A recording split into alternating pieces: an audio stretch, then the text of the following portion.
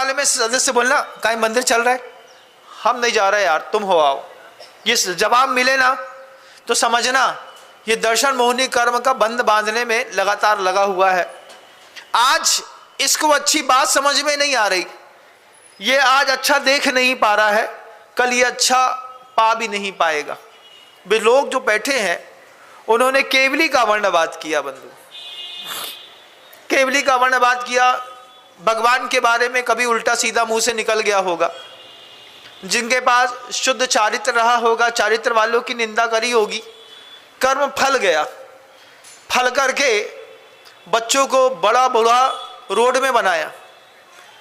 आपने तो कभी सोचा नहीं होगा, मैंने तो देखा है मुंबई धारावी की जब झोपड़पट्टी में जाकर के देखिएगा, 2 साड़ी बांध करके लोग संतान पैदा कर देते हैं।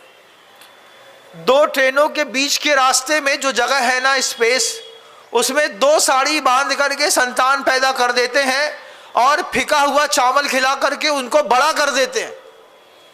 तुम्हारी किस्मत तो बहुत अच्छी है, तुमको तुम्हारी माँ गरम चावल खिलाती है, दाल खिलाती है, पिताजी तुमको अच्छा वस्त्र देते हैं, घर के अंदर अच्छी सुविधाएं हैं, अच्छा मकान बना हुआ है, तुम्हारे घर के अंदर कितनी अच्छी सुविधा है, 2 गाड़ी खड़ी हैं, घोड़ा गाड़ी है, सब है, पापा के पास पैसा है, सब संपत्ति अच्छी है तुम्हारे पास, कितना तेज पुण्य है तुम्हारा ना।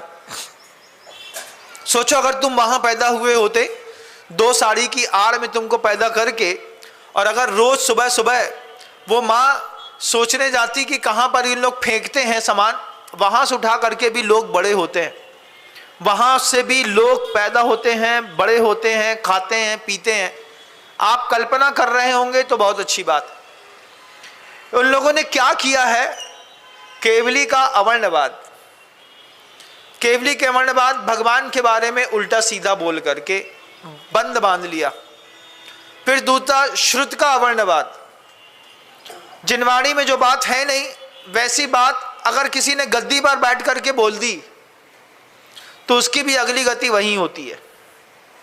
मैं भी क्यों ना हूं, कर्म किसी को छोड़ता नहीं है, मुझे कैसे छोड़ देगा। तो फिर जब आपके पास जिनवाणी थी, जिनेंद्र भगवान थे या फिर नहीं भी थे, तो भी अन्न मत के हिंसात्मक प्रचारों में जो तुम्हारी प्रवृत्ति लगी रही, श्रुत का अवर्णवाद। जब एक जैन श्रावक रोड पर चलता है, चलता हुआ सिर्फ वो श्रावक नहीं होता, 6 आयतनों में से एक आयतन होता है देवशास्त्र गुरु, और देवशास्त्र गुरु को मानने वाले, मतलब तुम्हारी भी एक पूज्यता है रोड में चलते हुए। उस चलते हुए रोड में पूज्यता में किसी हिंसात्मक चीजों से सजे हुए दरबार में तुमने अपना माथा झुकाया और चलते हुए श्रुत का अवर्णवाद कर दिया। माथा ऐसा झुका नहीं सकते हम, क्यों? हमारे साथ सिर्फ हम थोड़ी हैं, हमारे साथ हमारे जिनेंद्र भगवान का सम्यक दर्शन ज्ञान चारित्र भी चल रहा है।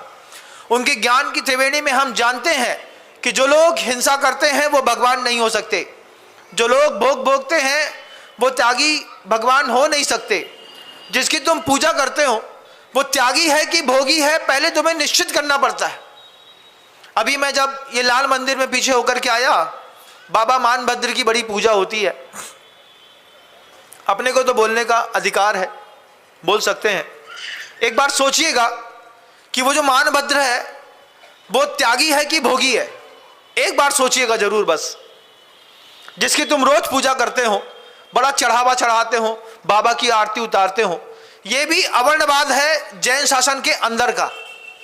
जैन शासन के अंदर का अवर्णवाद है कि तुम एक भोगी को भगवान समझ करके पूज रहे हो। उसकी स्त्री है, वो राग द्वेष करता है, वो शापानुग्रह शक्ति वाला है, उसके अंदर तरह तरह की भावनाएं उठती हैं, उसकी लेशा के परिणाम विकृत होते हैं।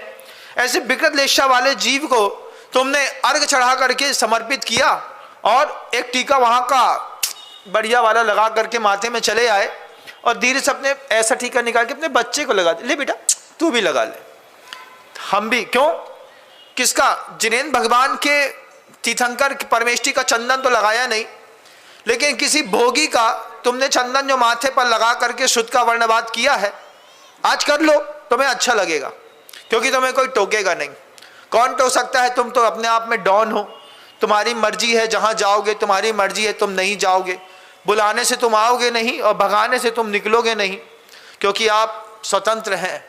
लेकिन एक बार आगम ग्रंथ को देख लेना,